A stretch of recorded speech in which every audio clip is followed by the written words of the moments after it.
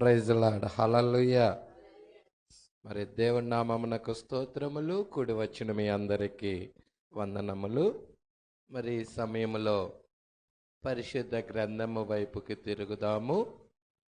అందరూ బైబిల్ గనక ఉన్నట్లయితే పరిశుద్ధ గ్రంథంని చూడండి. పరిశుద్ధ గ్రంథంలో ప్రకటన గ్రంథం 3వ అధ్యాయము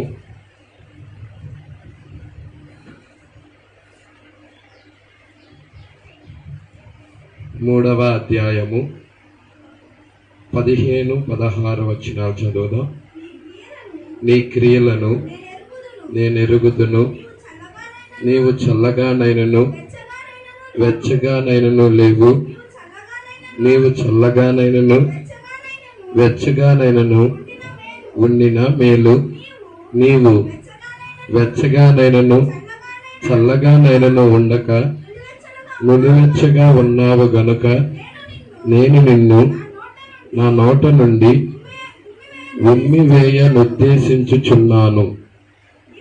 నీవు దౌర్భాగ్యుడవు, దిక్కుమాలిన వాడవు, దరిద్రుడవు, గ్రుడ్డివాడవు, దిగంబరునై ఉన్నావని ఎరుగక. చాలండి, ప్రార్థన చేద్దాం. స్తోత్రములు ప్రభువ, మహిమగల రాజ, మీకే స్తుతులు స్తోత్రములు చెల్లించుకొనిచున్నాం. అయ్యా, ఇక్కడ నీ వాక్య భాగం చదవబడి ఉన్నది. లవోదికీయ సంఘకాలము గురించి మీరు అయ్యా ఆత్మ ప్రవక్త ద్వారా మాట్లాడుతూ ఉన్నది. ఈ కాలంలో ఏమి జరుగుతూ ఉన్నాయో అయ్యా, ఏమి ఇప్పుడు ప్రజెంట్ నెరవేర్పు జరుగుతున్నాయో ఆత్మ తేటగా నీ ప్రియబిడ్డలకి చూపిస్తా ఉన్నది ప్రభువా. మీ ప్రియబిడ్డలు మోసగించబడకూడదని, నీ ప్రియబిడ్డలు నిలువెచ్చని స్థితికి వెళ్ళకూడదని, నీ ప్రియబిడ్డల నామకార్థపు జీవితాలు ఉండకూడదని అయ్యా పరిశుద్ధాత్మ దేవుడే రంగం మీద నిలబడి ఆమేన్ అనువాడు నమ్మకమైన సత్య సాక్షి, దేవుని సృష్టికి ఆదియుడైన వాడు ఆయనే స్వయముగా రంగం మీద నిలబడి వధువుకి వర్తమానం ఇస్తా ఉన్నాడు. నిజముగా నాయన, ఈ కాలము మహా గొప్ప కాలమై ఉన్నది అయ్యా. ఎంతో భాగ్యము చేసుకున్న కాలము ప్రభువా.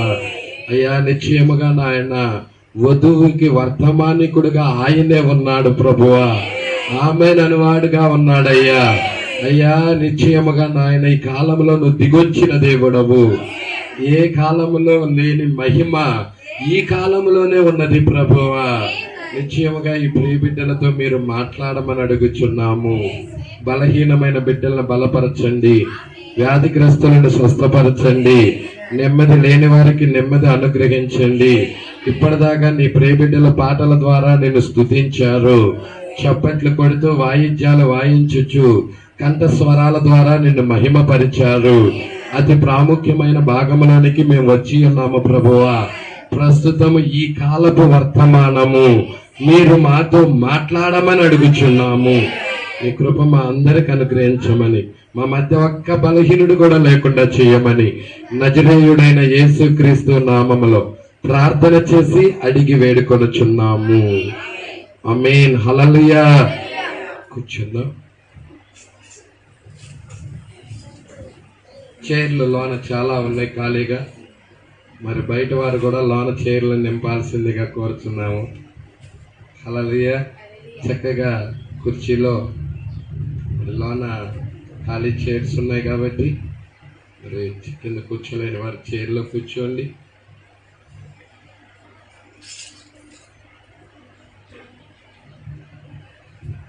దేవుడికి మహిమ కలుగును గాక. మరి అద్భుతముగా మరి ఆశీష్ లాల్ గారి మీటింగ్స్ చాలా బాగా జరిగాయి. హల్లెలూయా. ఎంతమంది టేప్స్ విన్నారా చెప్పండి? టేబుల్ అన్నా విన్నారా? రాలేని వారు కనీసం టేప్స్ అన్నా విన్నారా? హల్లెలూయా. టేప్ అన్నా విని బలపడండి.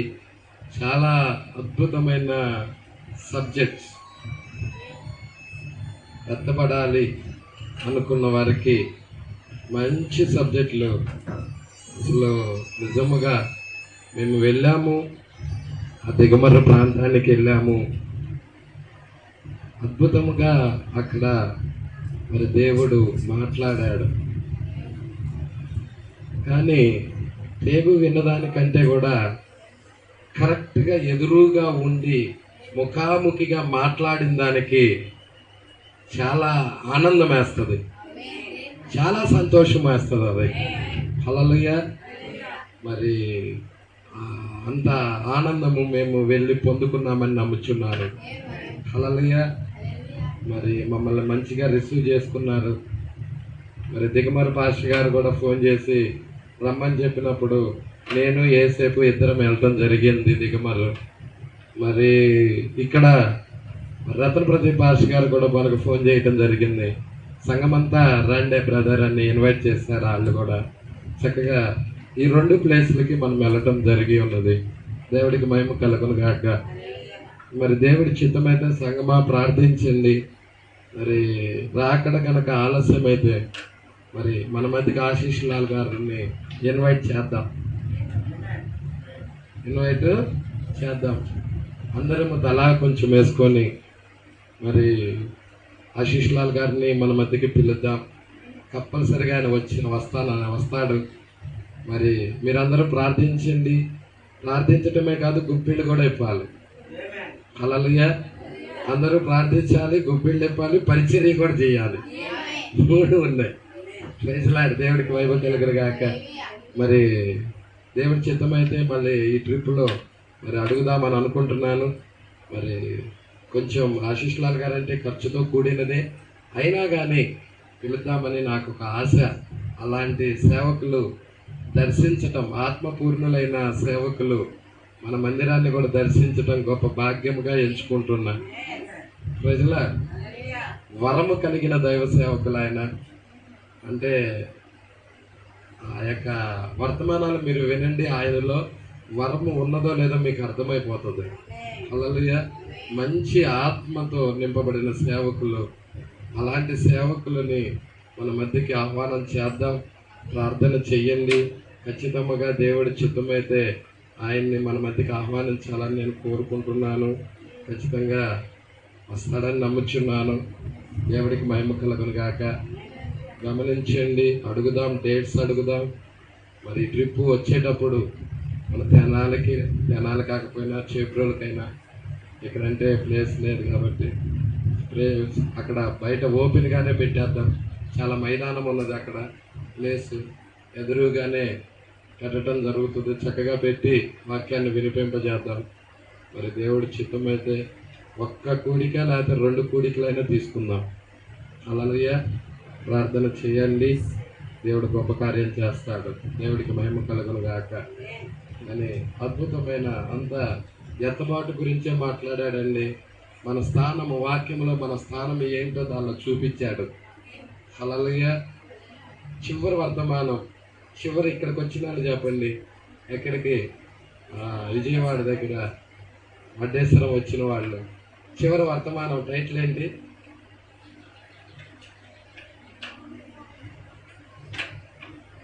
చివరి వర్తమానం లాస్ట్ ఏడవ కూడిక అది.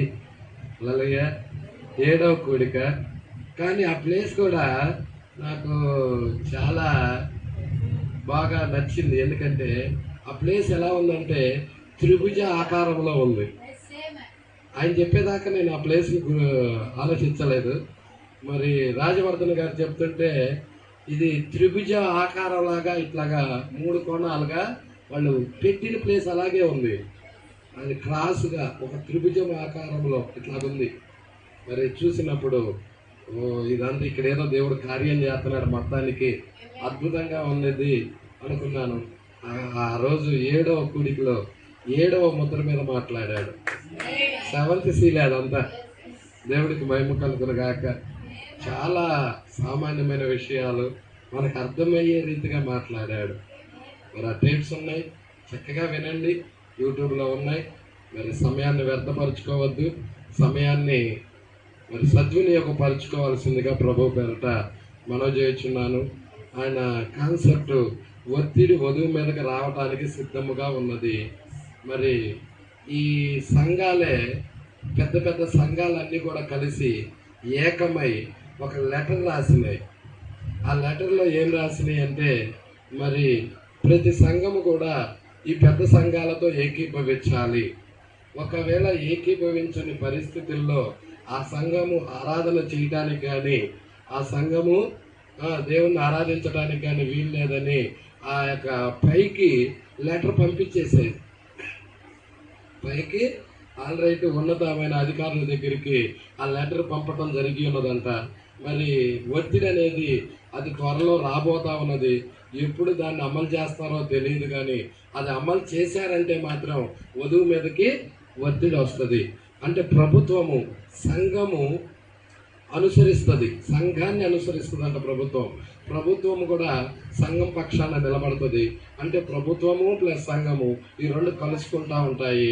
కలుసుకున్న టైంలో వధువు మీదకి ఏమొస్తుంది? ఒత్తిడి వస్తుంది. అప్పుడు మన సంఘాలు ఆరాధన చేయడానికి ఆ ప్రపంచ సంఘముల సమైక్యలన్నా కలవాలి, లేక కలవకపోతే ఆరాధన చేయడానికి వీలు లేదు. వాటిని మరి ఆయుధాలుగా, కర్మాగారాలుగా ఉపయోగిస్తారు, గూడమ్స్గా ఉపయోగిస్తారు. మరి అక్కడ చర్చిస్లో ఉన్న పాస్టర్స్ని పట్టుకెళ్ళిపోతారు. మరి ఆరాధన చేయడానికి లేదు. మరి సమయం ఉండగానే ఇప్పుడే పరిశుద్ధాత్మను పొందుకోండి. పరిశుద్ధాత్మ పొందుకున్నవాడు భయపడాల్సిన అవసరం లేదన్నాడు. ఎందుకంటే అతని పక్షాన దేవుడే నిలబడతాడు కాబట్టి. పరిశుద్ధాత్మ లేనివాడికే ప్రాబ్లం. ఎవరికి ప్రాబ్లం అయ్యా? పరిశుద్ధాత్మ లేనివాడికి ప్రాబ్లం. కాబట్టి సంగమా, ఏ విధం చేతనైనా కానీ ఆత్మను పొందుకోండి, టైం లేదు. పరిశుద్ధాత్మను పొందుకోండి. హల్లెలూయా. అది ఈ సంవత్సరమే అవ్వచ్చేమో, ఒత్తిడి రావచ్చేమో తెలియదు, చాలా దగ్గరగా ఉన్నది. మరి ప్రభుత్వము మరి ఎప్పుడు అది అమలు చేస్తుందో కూడా తెలియదు. కాబట్టి గమనించండి, సిద్ధపడండి, వాక్యాలు ఎక్కువగా చదవండి, వర్తమానాలు ఎక్కువగా ధ్యానం చేయండి. ఈ టైంలో మనము డబ్బు కోసమో, వ్యాపారం కోసమో, బిజినెస్ల కోసమో, వాటి కోసం వీటి కోసం వెచ్చించామనుకో సమయం ఏమవుతుంది? మనల్ని మనమే మోసగించుకుంటున్నామని అర్థం. హల్లెలూయా. మనము ఈ టైంలో మనం చేయాల్సింది ఏంటంటే పరిశుద్ధాత్మ బాప్తిజం కలిగి సిద్ధంగా ఉండటం, ఎత్తబాటు కొరకు సిద్ధముగా ఉండటమే మనం చేయాల్సిన కార్యం. ఎవరైనా పొందిన వారు పొందాల్సిందిగా ప్రభు పేరిట మనం చేస్తున్నాం. నిజముగా పరిశుద్ధాత్మ లేనివాడు నావాడు ప్రార్థించండి. పరిశుద్ధాత్మ కొరకు ప్రార్థన చేయండి, ఉపవాసం ఉండి ప్రార్థన చేయండి. ఎందుకంటే నువ్వు విడవబడే టైమేమో.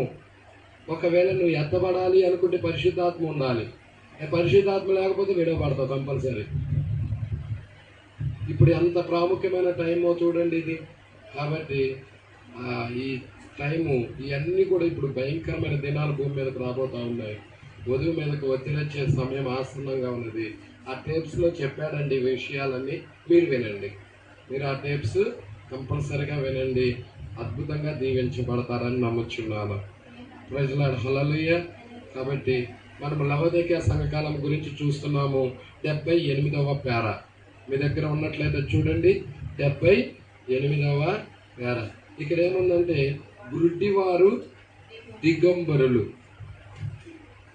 చూసారా? మొత్తం అక్కడ లవోదికయ కాలము. మరి అక్కడ ఏమిచ్చిందంటే 2 నేరారోపణలు వచ్చాయి. లవోదికయ కాలం మీదకి ఎన్ని నేరారోపణలు వచ్చాయి? 2 నేరారోపణలు వచ్చాయి. ఒకటి, నువ్వు చల్లగానైనను వెచ్చగానైనను లేవు, చల్లగానైనను వెచ్చగానైనను వండిన మేలు.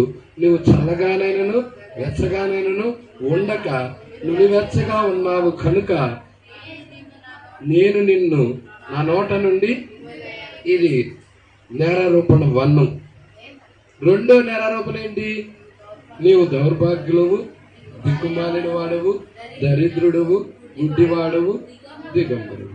ప్రజలా, అంటే ఇక్కడ 2వ నేరారోపణలో 5 మాటలు వాడాడు. ఎన్ని మాటలు? 5 పదాలు వాడాడు. హల్లెలూయా. దౌర్భాగ్యుడు అనే పదం వాడాడు. రెండవది ఏంటి? దౌర్భాగ్యులువు, దిక్కుమాలిన వాడవు, దరిద్రుడవు. ఈ మూడు చూసాము. ఇప్పుడు 4వ పదం దగ్గరికి వచ్చేదలకి గురుడ్డి వాడవు. 5వ పదం దగ్గరికి వచ్చేదలకి 5వది ఏంటి? దిగంబరుడువు. దిగంబరుడు అంటే వస్త్రం లేకుండా ఉండటం. గుడ్డివాడంటే చూపు లేకుండా ఉండటం. అంటే లవోదికయ కాలంలో ఉన్న ప్రజలకి చూపు లేదా అంటే భౌతిక సంబంధమైన చూపు ఉన్నది, కానీ ఆత్మ సంబంధమైన విషయాలను చూసే విషయంలో ఆత్మ సంబంధమైన చూపు లేదు. ప్రజలా ఆత్మ సంబంధమైన చూపు లేదు. దాని గురించే ఇక్కడ 78వ పేరాలో ప్రవక్త మాట్లాడుతూ ఉన్నాడు. అందరూ చూడండి, 78వ పేరా. వారు గుడ్డివారు, దిగంబరులు. ఇది నిజముగా నిరాశాజనకము. ఏంటండి ఈ నిరాశాజనకం? గుడ్డివాడు, దిగంబరుడు. గుడ్డివాడికి తాను వస్త్రాలు కట్టుకున్నానన్న సంగతి అర్థమైందా? గుడ్డివాడికి వస్త్రం ఉందని కూడా తెలుసా? వాడు గుడ్డివాడు కాబట్టి వాడు చూడలేడు. అదే గుడ్డివాడు కానీ చూచుచున్నవాడైతే వాడు దిగంబరుగా ఉన్నాడేమో ఎరగగలుగుతాడు. హల్లెలూయా. ఇక్కడ ఇవన్నీ కూడా ఆత్మ సంబంధమైన సంగతులు. ఆత్మ సంబంధమైన సంగతులని ఆత్మే వివరిస్తా ఉన్నది. ఇక్కడ చూడండి, గుడ్డివాడు దిగంబరుడై ఉన్నాడనియు దానిని తెలుసుకొనుట ఎంత ఘోరం, తెలుసుకొనకుండుట. గుడ్డివాడు దిగంబరునై ఉండియు, దిగంబరునై ఉండియు, గుడ్డివాడన్న సంగతి, దిగంబరుడన్న సంగతి తెలుసుకొనకుండా ఉండటము ఎంత ఘోరమైన సంగతి అంటున్నాడు. ప్రజల అది ఘోరాతి ఘోరం, ఎరగాలి. హల్లెలూయా.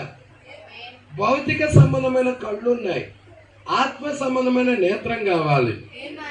ప్రజల ఆత్మ చెప్పుచున్న మాట చూడాలంటే మనోనేత్రాలు కావాలి.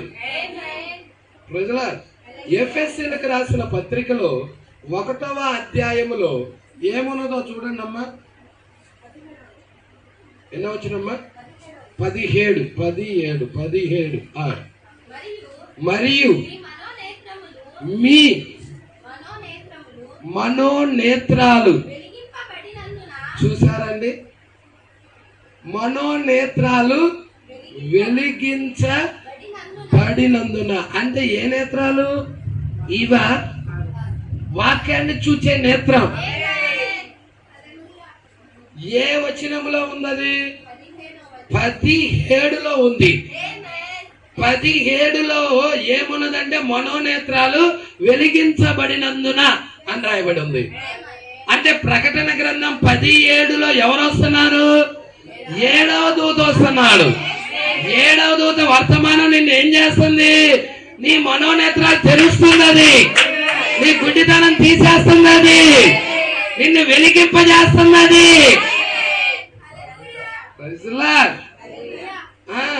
మీ మనోనేత్రాలు వెలిగించబడి నందున ఆయన హల్లెలూయా పిలిచాడు. ఎవరిని? మిమ్మల్ని. అంటే ఎవరిని? ఇక్కడ ఉన్న వాళ్ళు ఉన్నారా? దేవుడు పిలిచాడా? దేవుడైనా పిలిచింది, ఆయనైనా పిలిచింది. ఆయన అంటే పాస్టర్ గారు కాదు, ఆయన అంటే ఎవరు? ప్రభు అయిన యేసుక్రీస్తు అయి ఉన్నాడు. మిమ్మల్ని పిలుస్తా ఉన్నాడు. ఎక్కడికి? లోకము నుండి, సంఘ శాఖల నుండి ఎక్కడికి పిలుస్తున్నాడంటే వాక్యంలోకి పిలుస్తున్నాడు, వర్తమానంలోకి పిలుస్తున్నాడు.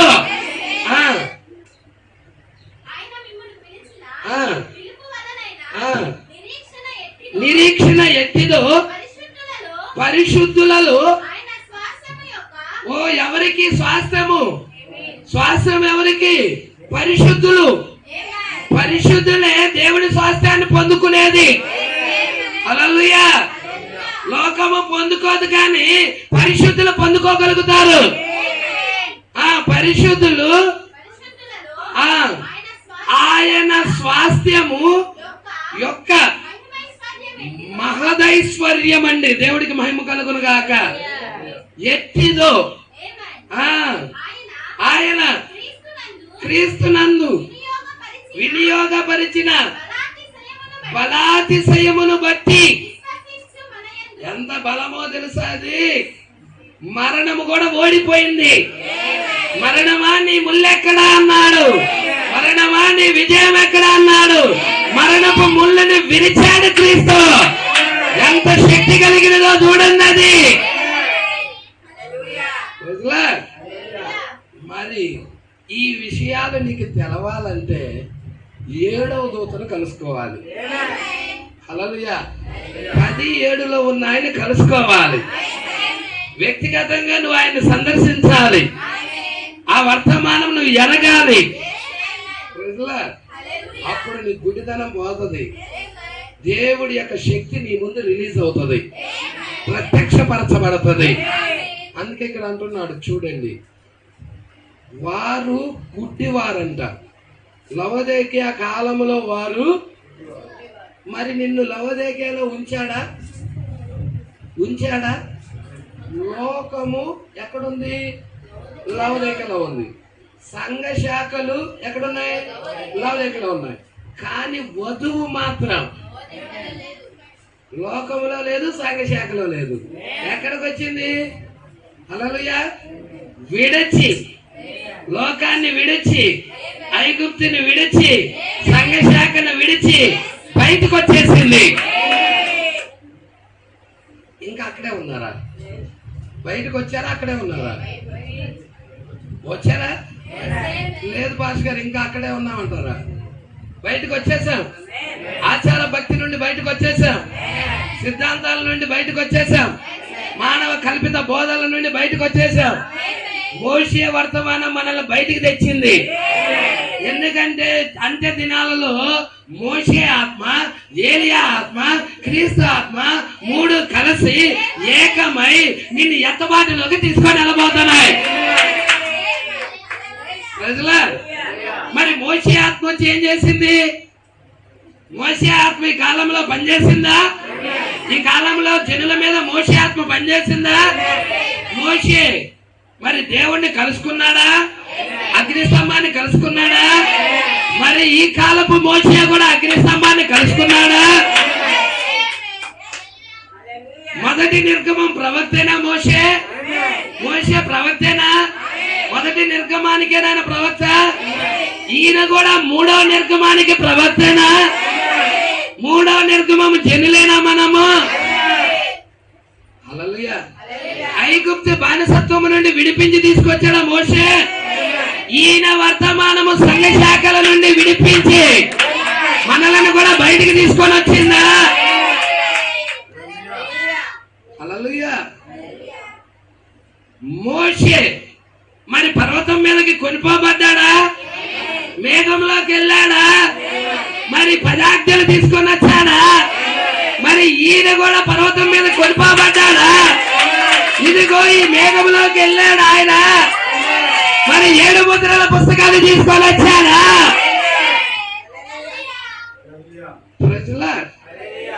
అవునా కాదా? మోషే మేఘస్తంభం ఉన్నదా? అగ్ని స్తంభాన్ని కలుసుకున్నాడా? మేఘస్తంభాన్ని కలుసుకున్నాడా? మరి ఈ కాల ప్రవక్త కూడా మేఘస్తంభాన్ని, అగ్ని స్తంభాన్ని కలుసుకున్నాడా? మరి ఇక్కడ ఉన్న ఈ కాల ప్రవక్త యొక్క జనులు కూడా మేఘస్తంభాన్ని, అగ్ని స్తంభాన్ని కలుసుకున్నారా? ఈ ప్రవక్త యొక్క జనులు లోకం కలవలా, సంఘ శాఖలు కలుసుకోవాలా, కానీ నిర్గమము జనులు కలుసుకున్నారు. మనము నిర్గమము యొక్క ప్రజలు. మనం ఎవరు? ఎన్నో నిర్గమం? 3వ నిర్గమము యొక్క ప్రజలు. మనం ఐగుప్తులో లేమిప్పుడు, మనం లోకంలో లేమిప్పుడు, మనం సంఘ శాఖలో లేమిప్పుడు, మనం విడిచి వచ్చేసాం. ఐగుప్తుని విడిచి వచ్చేసాం. సంఘ శాఖలను విడిచి వచ్చేసాం. మనం ఎక్కడున్నాం ఇప్పుడు? మనం ఇప్పుడు వధువు కాలంలో ఉన్నాం. లవోదికలో లేము కానీ వధువు కాలంలో ఉన్నాం. ఇదిగో తలరాయి వచ్చింది, అతకబడటానికి సిద్ధముగా ఉన్నది.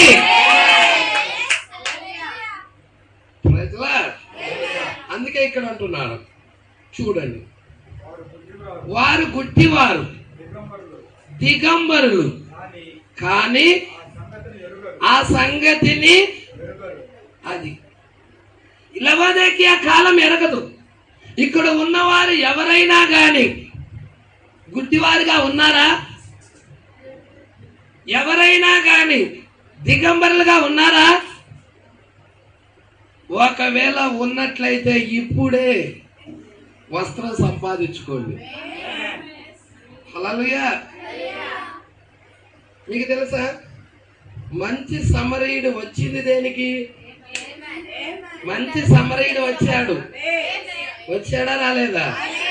వస్తాడు కాదు, వచ్చాడు. త్రోవ పక్కన పడున్నాడు ఒక ఆయన, కొట్టారు ఆయన్ని, గాయాల పాలయ్యాడు ఆయన, రక్తం కారుతుంది ఆయనకి. ఆయన వస్త్రాలన్నీ దోచుకొని వెళ్ళిపోయారు. దొంగలు ఆయన వస్త్రాలు దోచుకెళ్ళిపోయారు. ఆయన దిగంబరుడుగా పడున్నాడు అక్కడ. అయితే మంచి సమరయుడు వచ్చి ఆ గాయాలను కడిగి నూనెతో ఆ గాయాలు పెట్టి కట్టెలు కట్టి వస్త్రముగా ఇస్తున్నాడు అక్కడ. మన కాలంలో వస్త్రం వచ్చిన కాలమేనా ఇది? ఈ కాలపు వస్త్రం ఇచ్చాడు దేవుడు. హల్లెలూయా. ఎత్తబడే ముందు ఏం సంపాదించుకోవాలి? నువ్వు పెండ్లి వస్త్రం సంపాదించుకోవాలి. పెండ్లి వస్త్రము లేని ఒకరిని చూచాడంట. సహోదరుడా, పెండ్లి వస్త్రము లేక ఇక్కడికి ఎలా వచ్చావు అని రాజు అడిగాడు. ఏ రాజు? ఏ రాజు అడిగాడు? రాజు అడిగాడు. ఉపమానం అది. మన రాజు ఎవరు? ప్రభు అయిన యేసుక్రీస్తు. మరి ఒక వ్యక్తి దొడ్డిదారిలో వచ్చాడు మొత్తానికి. హల్లెలూయా. వాడికి వస్త్రాలు లేవు. అందరూ ఒకే రకమైన ఆత్మ ఉంది, ఒకే రకమైన బాప్తిజం పొందారు, ఒకే ఆత్మతో వాళ్ళు నింపబడ్డారు, ఒకే రకమైన క్రియలు కలిగి ఉన్నారు వాళ్ళంతా. ఇతడు మాత్రం బట్టలు వెరైటీగా ఉన్నాయి, ఇతడి క్రియలు మాత్రం వేరుగా ఉన్నాయి. అప్పుడు ఆ వ్యక్తితో మాట్లాడుతున్నాడు, స్నేహితుడా, పెళ్లి వస్త్రం లేక ఇక్కడికి ఎలా వచ్చావు అని అడిగాడు. వాడు మౌనంగా ఉన్నాడు. వాడు మౌని అయి ఉన్నాడు. అంతటా రాజు,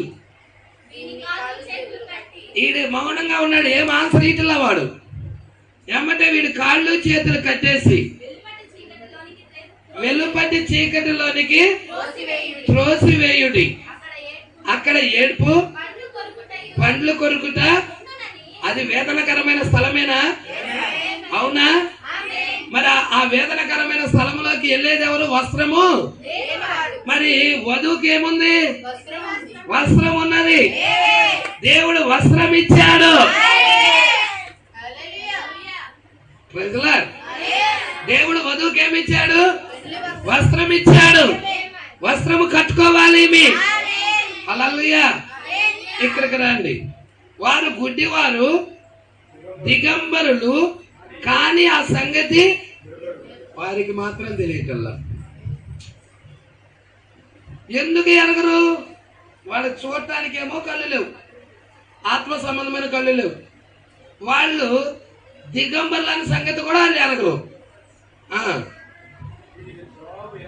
దీనికి జవాబు ఏమనగా, వారు ఆత్మ సంబంధముగా గురుడివారు, ఆత్మ సంబంధంగా,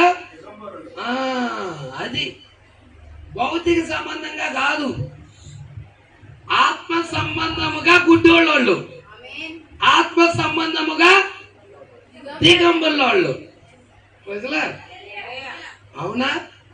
వాళ్ళ కళ్ళు ఉన్నాయి, కానీ చూడలేరు.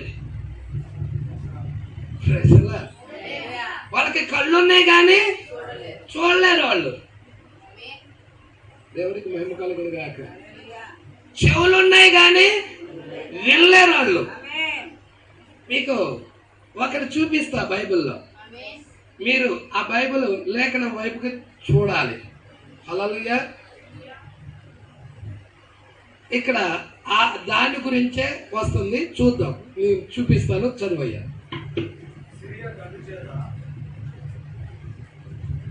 ఆత్మ సంబంధముగా గుడ్డోళ్ళు, ఆత్మ సంబంధంగా దిగంబరు. ఆత్మ సంబంధముగా గుడ్డివారు, ఆత్మ సంబంధంగా దిగంబరు. రోజులా ఇది పట్టుకుంటున్నారా అండి? ఎంతమంది ఇక్కడే ఉన్నారు? హల్లెలూయా. ఇక్కడ సిరియనులు ఎవరండి? సిరియనులు దండు చేత ఎలీషా మరియు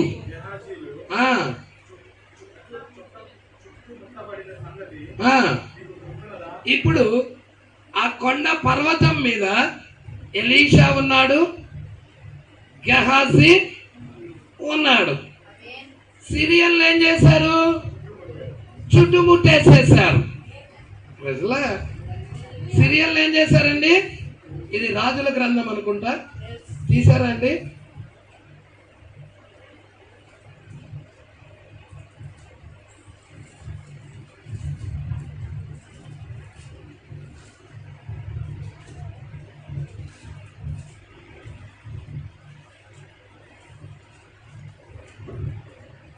ప్రైజ్ ది లార్డ్.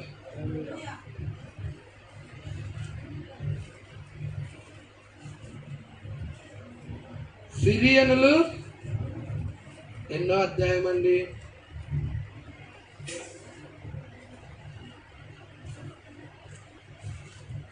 ఎలీషా గురించి 2వ రాజుల. Praise the Lord. సిరియనులు ముట్టడేశారు కదా.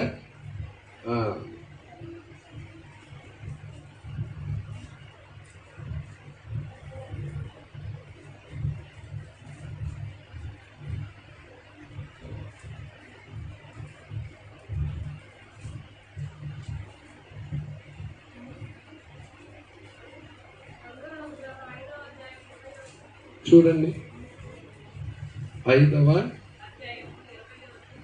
20వ వచనం.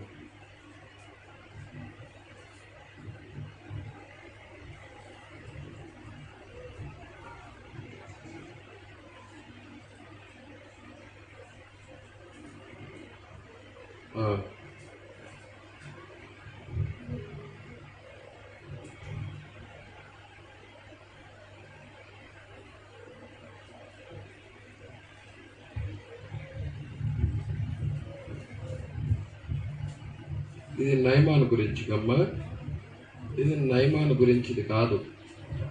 సిరియనులు దండు వీళ్ళ మీదకి వస్తుంది, వీళ్ళని పట్టుకోవటానికి వస్తుంది. ఎప్పుడైతే సిరియా దండు వీళ్ళని పట్టుకోవటానికి వస్తుందో వాళ్ళందరినీ ఎలీషా గుడ్డివారిగా చేస్తాడు.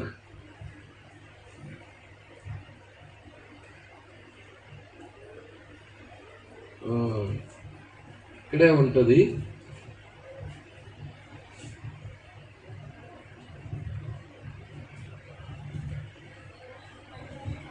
తీసుకెళ్ళిపోయి రాజు కప్ప చెప్తాడు వాళ్ళని.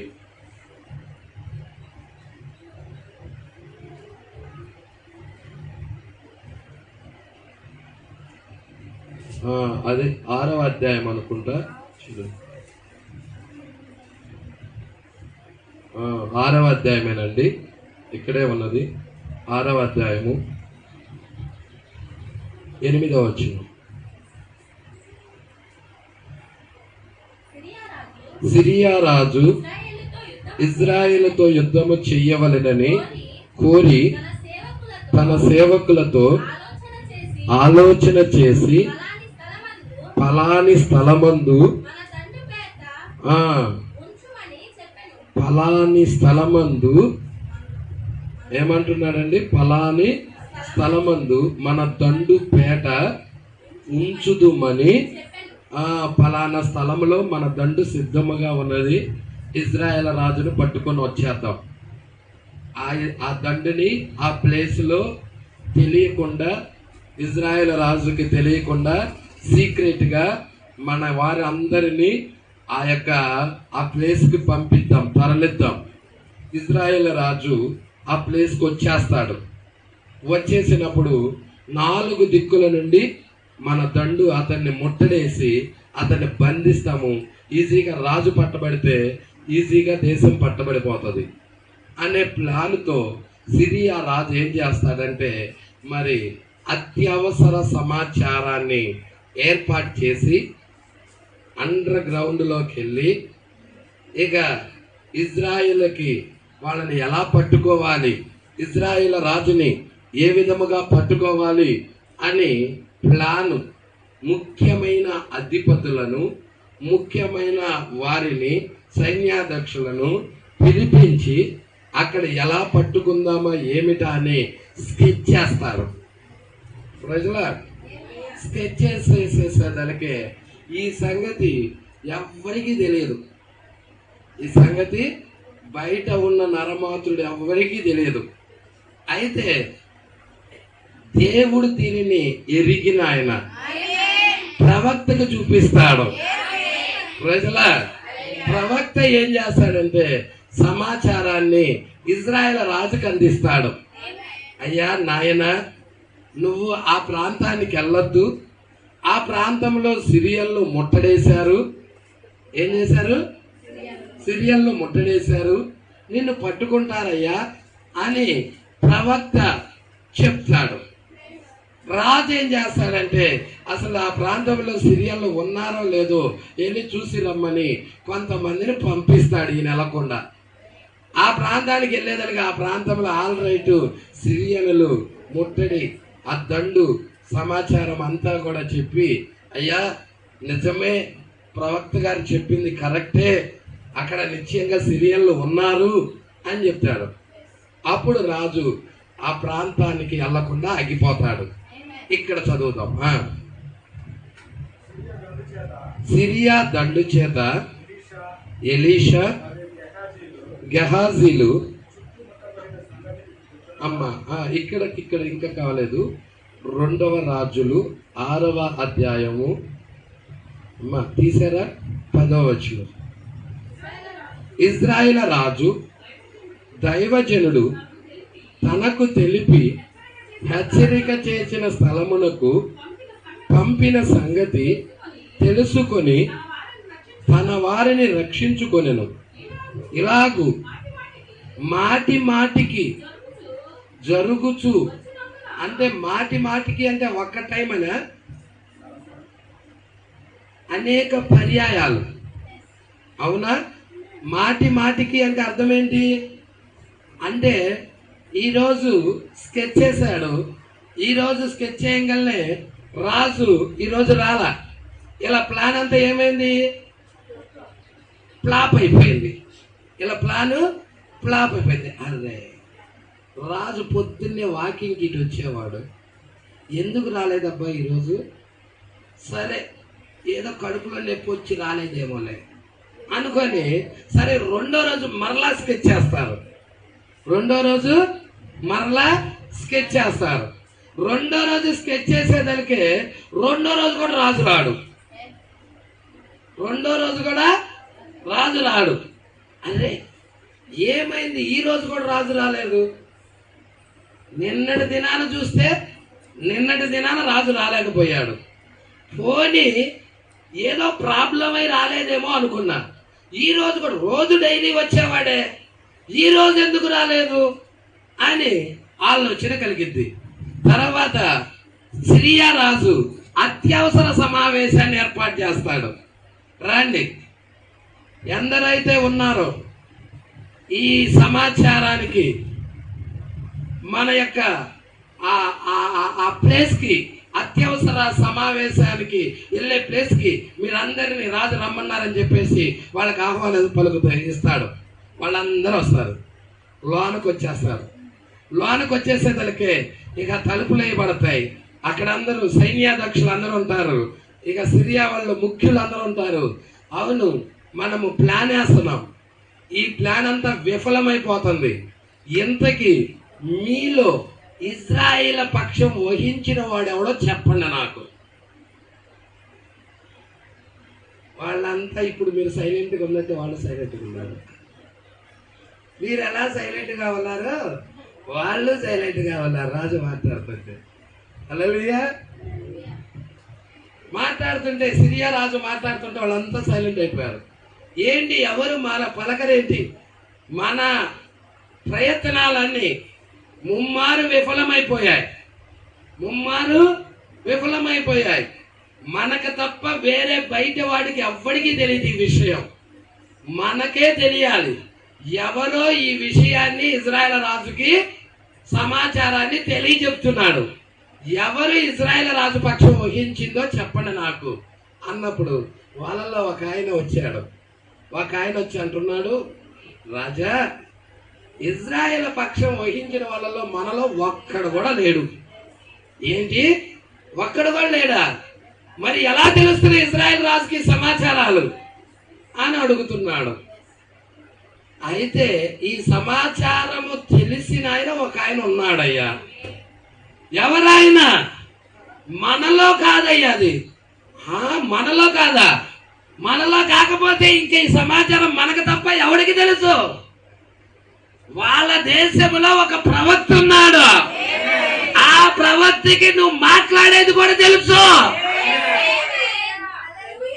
ఏంటి, మనం అండర్ గ్రౌండ్ లో ఉండి మాట్లాడుకుంటుంది కూడా తెలుసా? తెలుసు ఆ ప్రవక్తకి.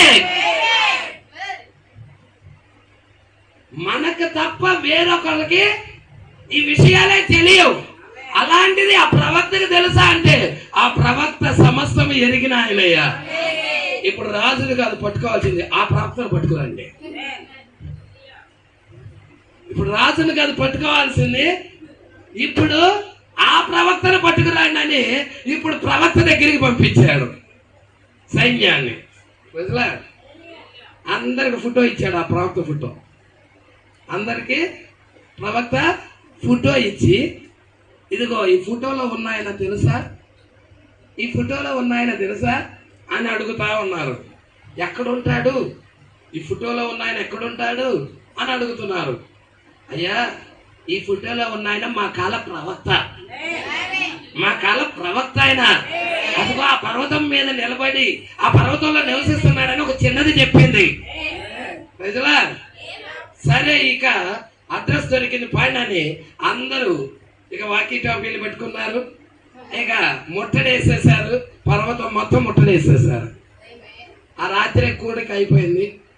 కూటము జరిగి బాగా అలిసిపోయాడు పాపం ప్రవక్త, అలిసిపోయాడు. పక్కనే ఉన్నాడు గెహాజీ. ఈ గెహాజీ ఎవరు? ప్రవక్త యొక్క శిష్యుడు ఇతను. ప్రజలా కానీ ఈ గెహాజీకి డబ్బాస్ ఎక్కువ. ప్రజలా పరిశుద్ధాత్మక బదులుగా డబ్బుని ప్రేమించేవాడు. అయితే గమనించండి, ఇక ముట్టడేసేసారు. మరి తెల్లారే దలికే అందరు ఎవరున్నారు? సిరియన్లు ఉన్నారు చుట్టూరా. సిరియా సైన్యము కొండ మొత్తం, పర్వతం మొత్తం ఉంది. చదువుదాం అమ్మ, ఇక్కడికి వచ్చేసాయి. ఇది 2వ రాజులు 6వ అధ్యాయం. సిరియా రాజు కల్లోలపడి తన సేవకులను పిలిపించి, మనలో ఇజ్రాయేల్ రాజు పక్షము వహించిన వారు ఎవరన్నది మాకు తెలియజెప్పరాదా అని వారిని అడగగా, అతని సేవకులలో ఒకడు, రాజైన నా ఏలినవాడా, ఇజ్రాయేల్ రాజు పక్షమున ఎవ్వరూ లేరు గాని ఇజ్రాయెల్లో ఉన్న ప్రవక్తయగు ఎలీషా మీ అంతఃపురమందు మీరు అనుకొనిన మాటలు ఇజ్రాయేల్ రాజుకు తెలియజేయునెను. హల్లెలూయా. వీళ్ళు రాత్రి కాలంలో సమావేశం వేసుకొని మాట్లాడిన మాటలు ఎవరి దగ్గరికి వెళ్ళి వినబడినాయి? ప్రవక్త దగ్గరికి వినబడ్డాయి. ఎలా వినబడ్డాయి? ఎవరైనా చెప్పారా ప్రవక్తకి? ప్రవక్త దేవుని ఆత్మతో నింపబడిన ఆయన, దేవుని ప్రవక్త, ఆయన ఎరిగిన ఆయన, దేవుడు అతనికి తెలిసి చూపించాడు. ఎట్లా? వాళ్ళు అనుకుంటున్న మాటలు ఏమిటో వినిపింపజేశాడు. అందుకు రాజు, మేము మనుషులను పంపి అతన్ని తెప్పించినట్లు నీవు వెళ్ళి అతడుండు చోటును చూచి రమ్మని సెలవీయగా అతడు దోతానులో ఉన్నాడని. ఎక్కడున్నాడంట? దోతానులో ఉన్నాడు. సమాచారం తెలుసుకున్నారు. ఎక్కడున్నారో వర్తమానం వచ్చేసింది. ఇక్కడ ఈ దోతానులోకి పంపిస్తున్నాడు. కాబట్టి రాజు అచ్చటికి గుర్రాలను రథములను ఒకళ్ళిద్దరిని పంపల. గుర్రాలు వచ్చాయి, రథాలు వచ్చాయి, గొప్ప సైన్యం వచ్చేసింది ఒక్క ప్రవక్తను పట్టుకోవడానికి. ప్రజలా గొప్ప సైన్యము ముట్టడేసేసింది. వారు పగటేలా వచ్చారా? రాత్రి టైంలో వచ్చేసారు.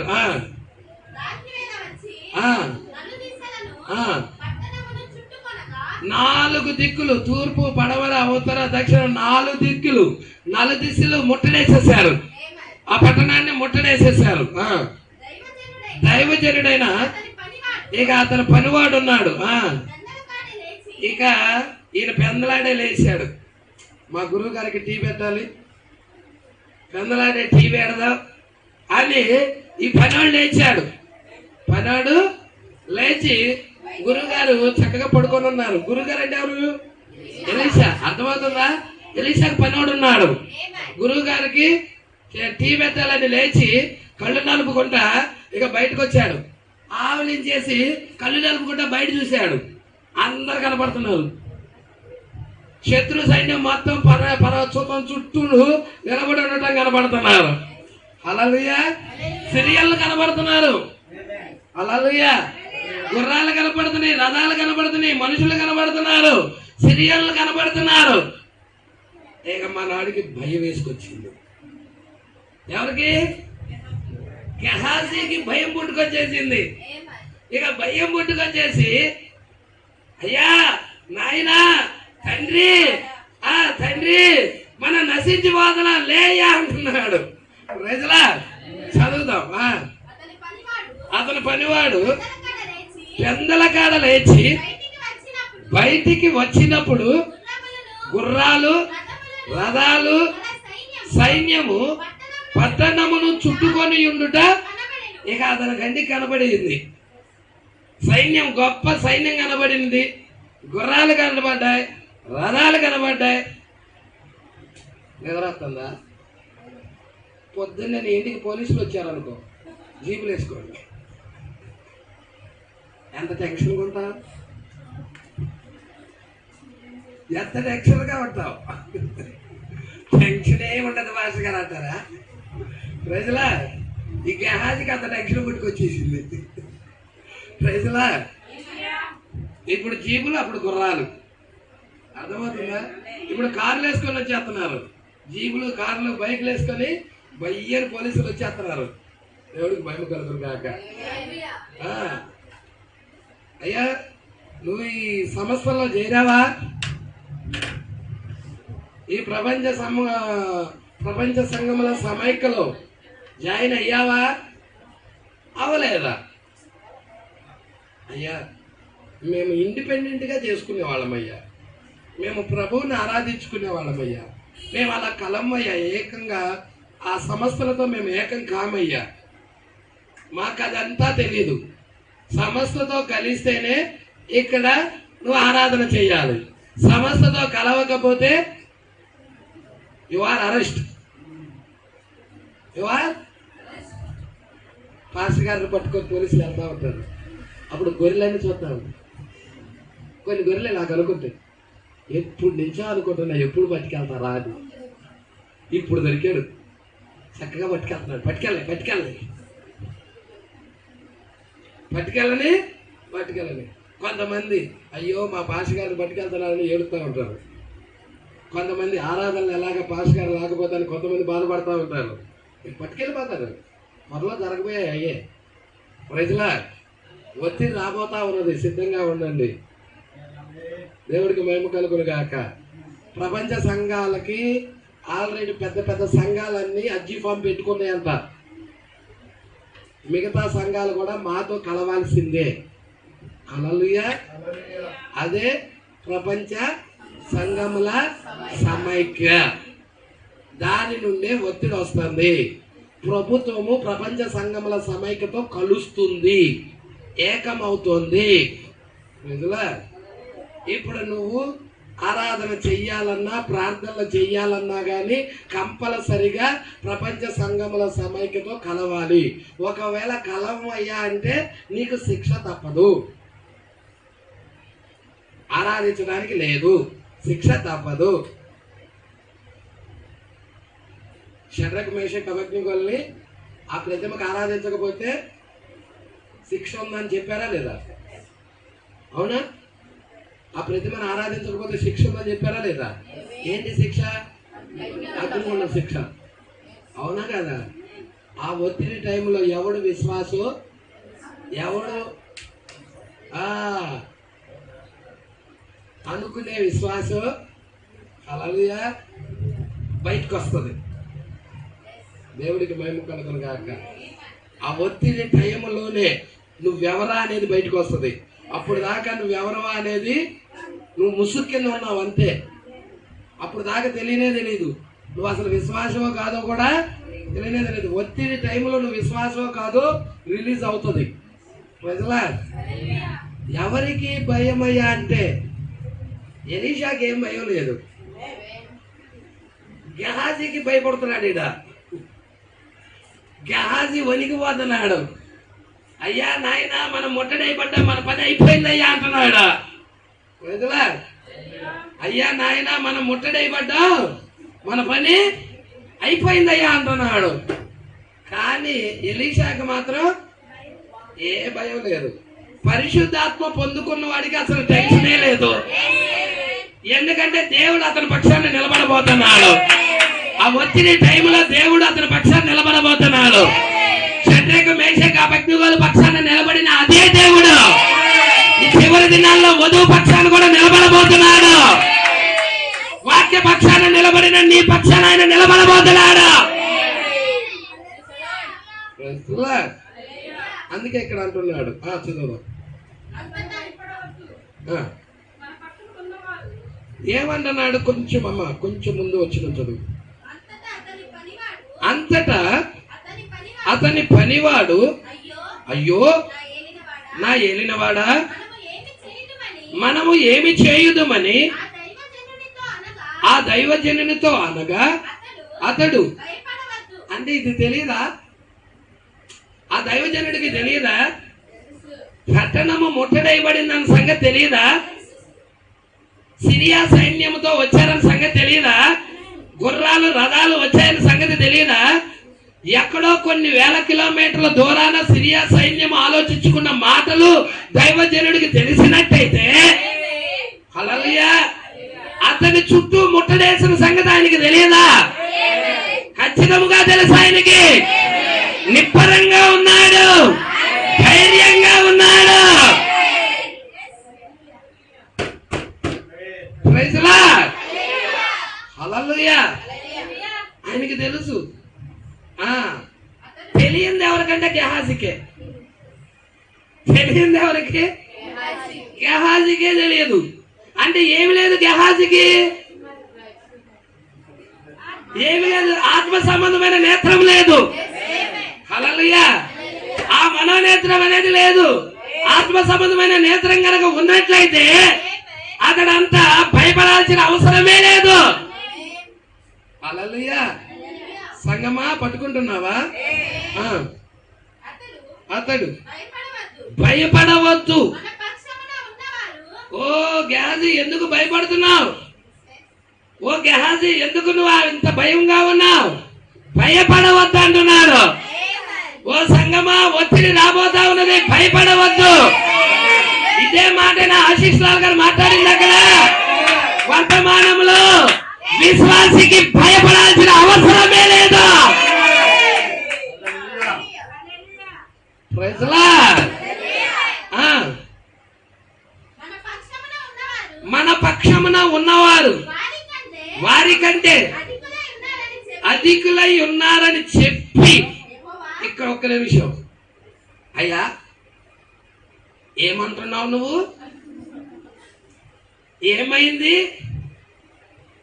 పట్టణమంతా ఇజ్రాయెల్ ఆ యొక్క సిరియా సైన్యం చేత ముట్టడైబడింది. వాళ్ళు ముట్టడేశారు, మనల్ని పట్టుకొని వెళ్ళడానికి సిద్ధంగా ఉన్నారు, మనం బంధించబడి ఉన్నాము. అయితే నువ్వేమంటున్నావు? మన పక్షమున ఉన్నవారు వారి కంటే అధికులు. ఒకరు కూడా కనపడతలేదే నాకు. ఎవరు కనపడతలేదా నీకు? హల్లెలూయా. ఎవరు కనపడతలేదా నీకు? కనపడతలేదయ్యా, ఎవరు కనపడతలేదు. అప్పుడు అడుగుతున్నాడు, ప్రభువా ఇదిగో వీడి పనివాడు కళ్ళు తెరువయ్యా, ఈ పనివాడు చూచిలాగా తెరువయ్యా.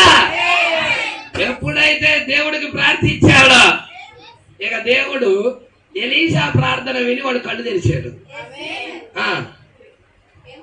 యెహోవా వీడు చూచినట్లు దయచేసి వీడి కండ్లను తెరవమని. అవునా? హల్లెలూయా. ఎప్పుడైతే ఎలీషా ప్రార్థన చేశాడో, యెహోవా ఆ పనివాడి కండ్లను తెరవజేసిన గనుక వాడు ఎలీషా చుట్టూను పర్వతము అగ్ని గుర్రముల చేత అగ్ని రథాల చేత నిండియుండుట చూచెను. హల్లెలూయా. ఎలీషా దగ్గర అగ్ని గుర్రాలు కనబడ్డాయా? ఎలీషా దగ్గర అగ్ని రథాలు కనబడ్డాయా? వాళ్ళ గురువు గారు ఒక ఆయన ఉన్నాడే, ఎలీషా గురువు గారు ఒక ఆయన ఉన్నాడే, ఆయన పేరు ఏలియా ఉన్నాడు. ఏలియా వర్తమానాన్ని ఎలీషా పట్టుకోగలడు. ఏలియా అగ్ని రథాల మీద కొనిపోబడ్డాడు, అగ్ని గుర్రాల మీద కొనిపోబడ్డాడు. అదే అగ్ని రథాలు అగ్ని గుర్రాలు వచ్చాయి అక్కడికి.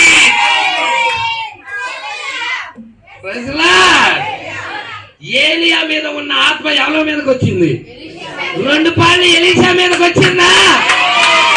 ఏలియా పరిచర్యలో ఉన్న కార్యాలు ఎలీషా పరిచర్యలో కూడా కనపడ్డాయా? కనపడలేదా సహోదరుడా? కనపడ్డాయి. మన కాల ప్రవక్త యొక్క పరిచర్యలో ఉన్న కార్యాలు ఇదిగో ఇక్కడ ఉన్న ఎలీషా యొక్క వధువు యొక్క పరిచర్యలో కనపరచబడతాయి. ఈయనేనా ఏలియా?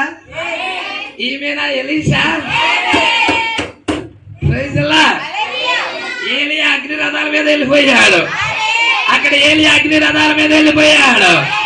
మరి అదే ఆత్మ ఎలీషా మీద ఉన్నది కాబట్టి హల్లెలూయా. ఆ పర్వతం చుట్టూ ఏమున్నాయి? అగ్ని రథాలు ఉన్నాయి, అగ్ని గుర్రాలు ఉన్నాయి. అప్పుడు దాకా ఆ పనివాడు కనపడలా. ఒకవేళ నీకు కూడా కనపడకపోతుంటే ఆ పనివాడి స్థానంలో ఉన్నావేమో. ప్రభువా నా నేత్రాలు కూడా తెరువు ప్రభువా. హల్లెలూయా. నా నేత్రాలు కూడా చూచులాగా తెరువు ప్రభువా. ఈ వాక్యము ప్రత్యక్షత ఇవ్వు ప్రభువా. ఈ వాక్యాన్ని గురించిన బయలుపాటు ఇవ్వు ప్రభువా. ఈ వాక్యాన్ని చూచులాగా నా నేత్రాలు తెరువు ప్రభువా. ప్రార్థించాల్సిన సమయం ఏదైనా ఉన్నదంటే అది ఇప్పుడే, అది ఇప్పుడే. ఎంతవాడైనాక నువ్వు ప్రార్థించినా ప్రయోజనం లేదు. కృప వెళ్ళిపోయినాక ఏడ్చినా ప్రలాపించినా రోధించినా ప్రయోజనమే లేదు. ఆ సమయం ఉండంగానే ఇప్పుడే, ఇప్పుడే అదే సమయం. రథాలు వచ్చేసాయి, గుర్రాలు వచ్చేసాయి, ధూపం అగ్ని ధూమం చేత నిండిపోయి ఉన్నది. అందుకే వారి కంటే మన పక్షాన ఉన్నవాడు ఎక్కువ మంది. ఇప్పుడు ఎలీషా పక్షం ఎవరున్నారో తెలుసా? పరలోక సైన్య సమూహం అంతా నిలబడినది. ఈ చివరి దినాల్లో వధువు పక్షాన నిలబడేది ఎవరో తెలుసా? పరలోక సైన్యం మొత్తము కూడా ఈ వధువు పక్షాన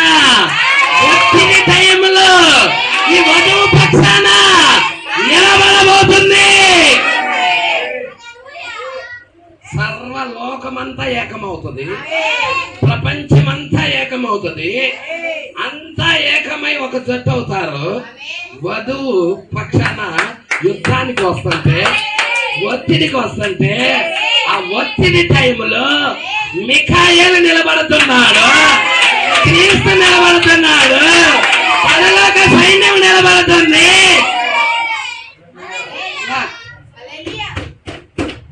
ఎంతమందికి అర్థమవుతా ఉన్నది?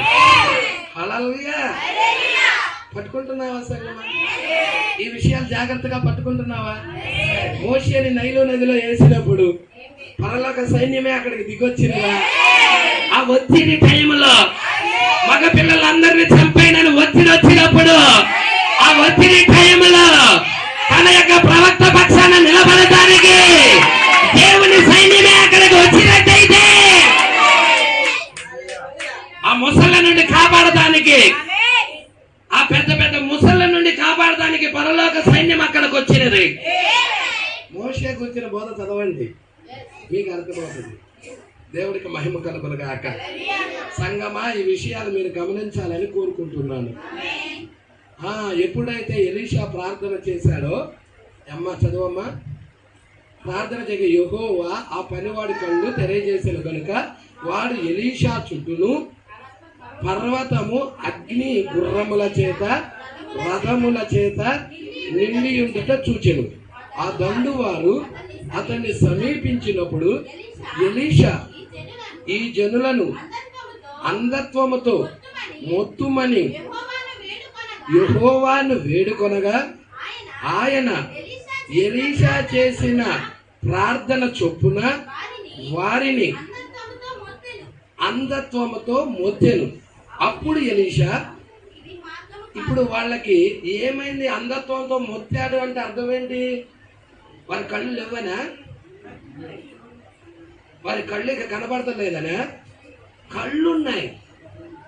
విషయం ఏంటంటే, ఎవరినైతే పట్టుకోవడానికి వచ్చారో ఆయన చూసే విషయంలో విఫలమైపోయారు.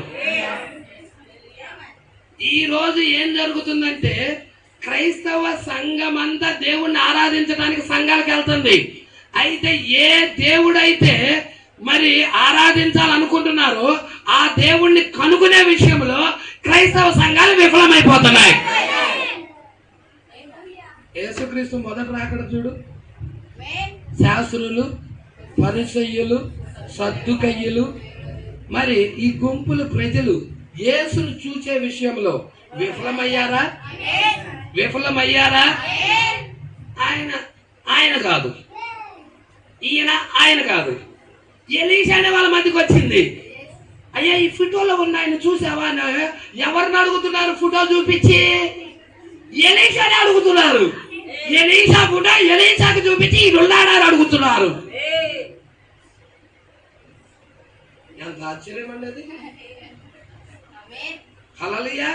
ఎలీషా ఫోటోనే ఎలీషాకు చూపించి ఈయన ఎక్కడో చూసావా? ప్రజలా ఏమయ్యారు వాళ్ళు? అంధత్వంతో. అంటే ఎలీషా ఎవరో కూడా ఈ రోజు యేసు దైవత్వంలో మూడోవాడ రెండోవాడ ఎవరో కూడా ఎరగని పరిస్థితిలో అంధత్వంతో లోకం మొత్తబడినది.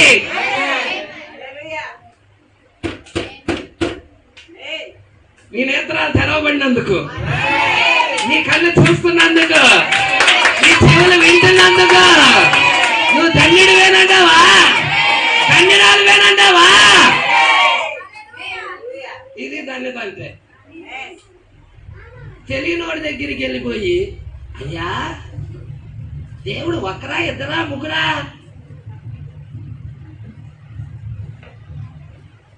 యెహోవా ఉన్నాడంటావా? తండ్రి ఉన్నాడంటావా? తండ్రి లేకుండా కొడుకు ఎక్కడి నుంచి వస్తారు? ఏంటి క్రైస్తవ ప్రపంచానికి ఏంటి గందరగోళం?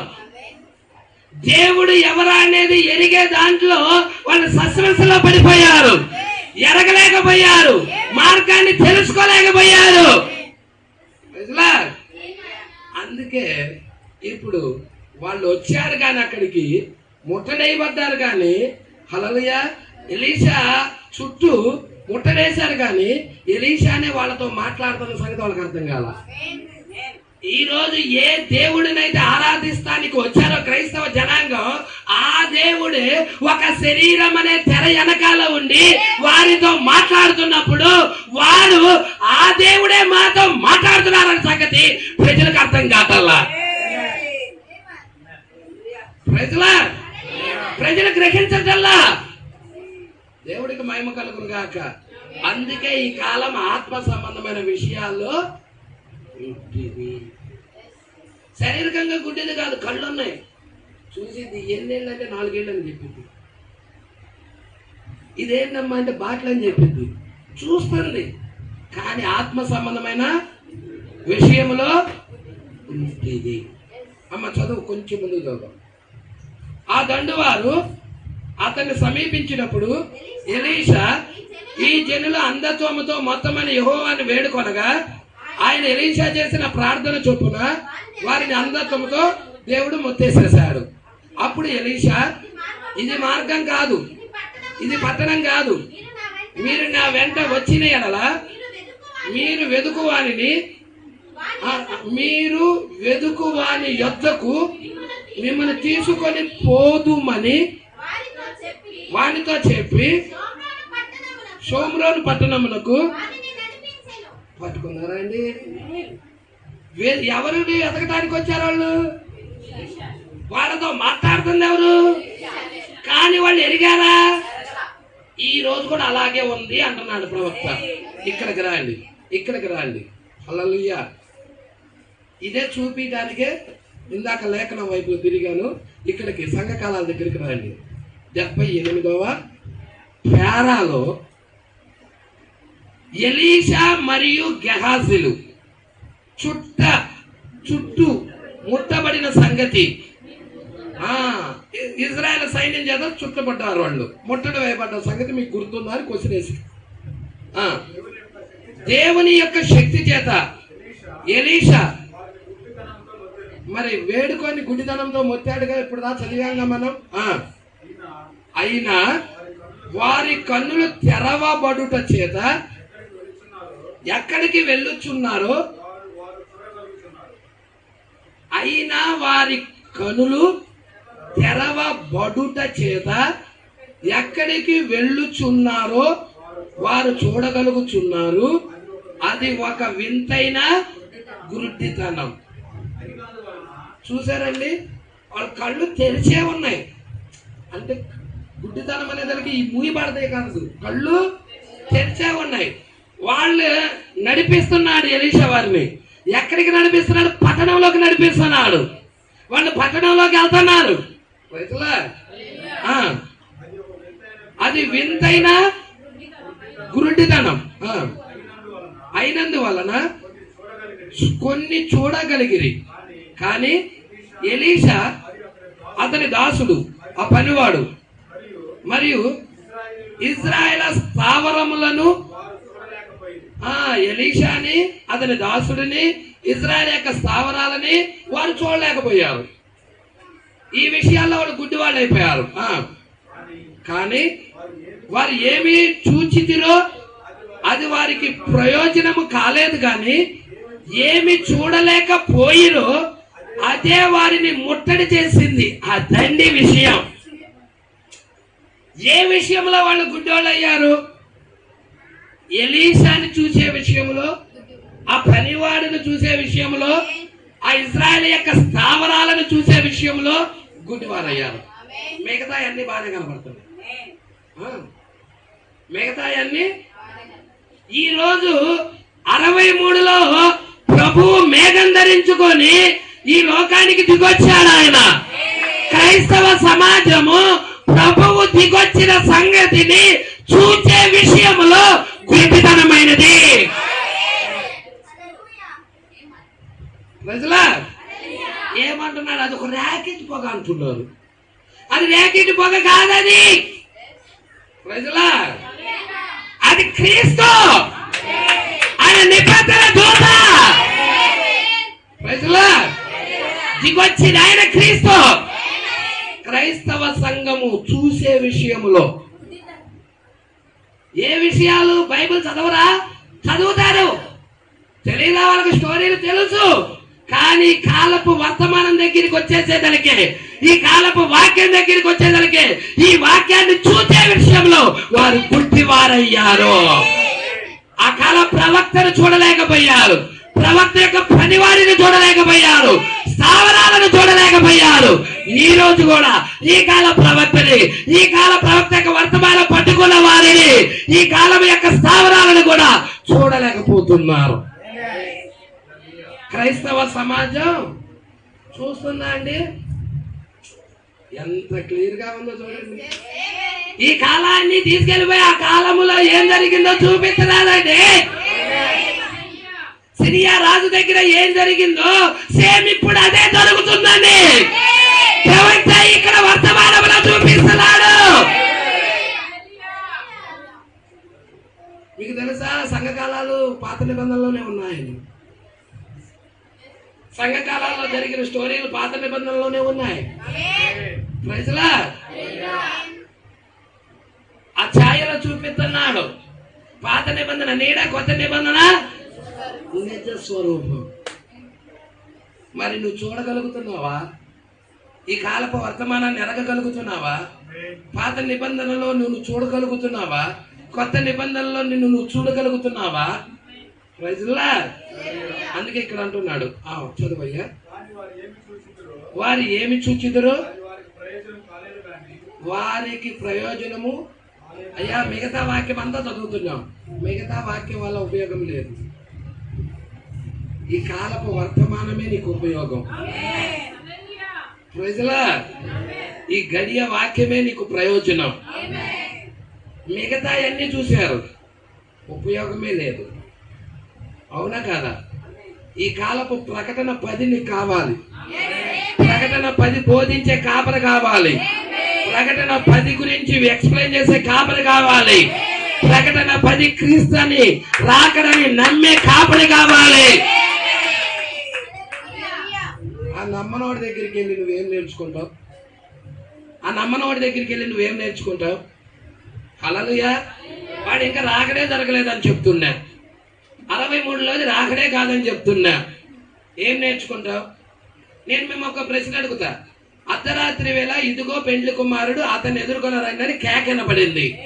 ఆ కేకేసిన వ్యక్తి ఎవరో చెప్పండి.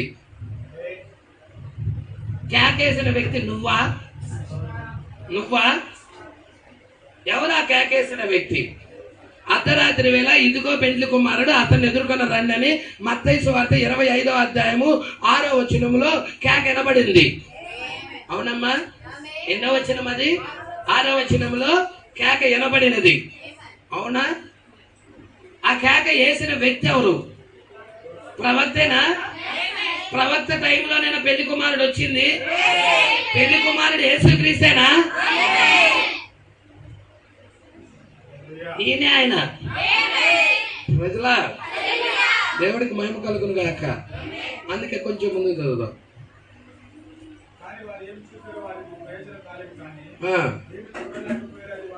ఏమి చూడలేకపోయారో అదండి. ఈ కాల ప్రకటన 10 నువ్వు చూడలేకపోతే నువ్వు చనిపోతావు. ఈ కాలపు వర్తమానం నువ్వు ఎరగలేకపోతే శత్రువు చేతిలో చంపబడతావు. నువ్వు చంపబడకుండా ఉండాలి అంటే ఈ కాలపు వర్తమానం చూడాలి, ఈ కాలపు స్వరాన్ని వినాలి, ఈ కాలపు వాక్యం ఏదో ఎరగాలి. ప్రజలా అందుకే అంటున్నాడు చూడండి, దీని వలన మనకి ఏమి అర్థమవుతున్నది? యేసు భూమి మీద ఉన్నప్పుడు మొదటి రాకడలో, యేసుక్రీస్తు యొక్క మొదటి రాకడలో ఆయన భూమి మీద ఉన్నప్పుడు చేసిన పరిచర్య కూడా ఖచ్చితముగా చూసారా అండి?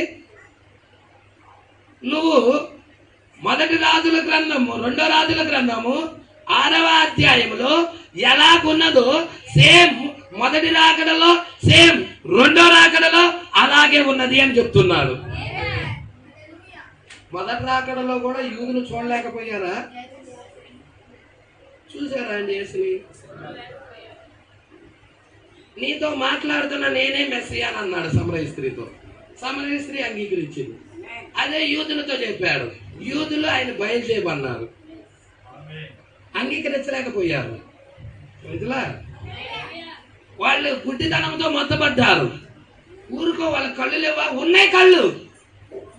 ఆ కాలపు మెస్సియా ఆయనేనన్న సంగతి, యేసే మెస్సియానన్న సంగతి ఎరిగే విషయంలో విఫలమైపోయారు. అదే వాళ్ళని ముట్టడేసేలా చేసింది. తీతు చక్రవర్తి వచ్చి వాళ్ళని ముట్టడి వేసి వాళ్ళని చంపేలా చేసింది.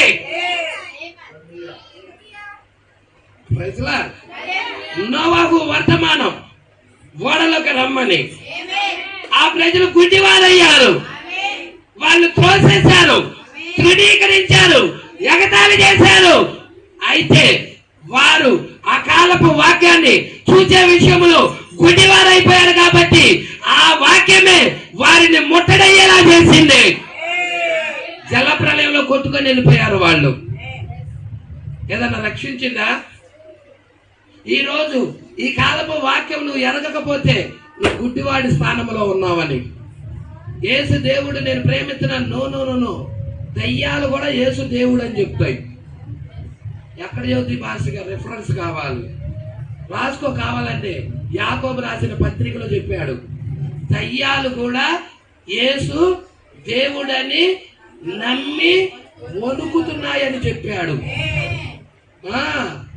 యేసు దేవుడని నమ్మటమే కాదు, ఈ కాలపు వర్తమానం 63లో ప్రభు దిగొచ్చాడని, ఆయనే క్రీస్తని, ఆయన మేఘం ధరించుకొని వచ్చాడని నువ్వు ఎరగాలి.